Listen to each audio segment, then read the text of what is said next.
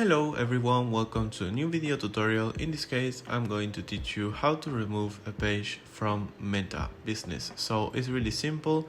If we are here on the main page, the first thing we gotta do is go right here on More Tools, and here we have to click on Settings. So once we are here on this page on Settings, we have to click here on Profiles. And then when we are here on Profiles, we go to Business Assets. So once we are here on Business Asset, we can filter with pages. And here, as you can see, here on this page, we click right here.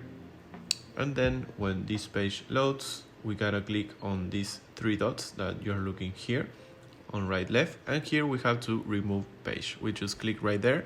I'm not gonna do it because I have this page, but once you do that, the page is already removed from the Meta Business platform.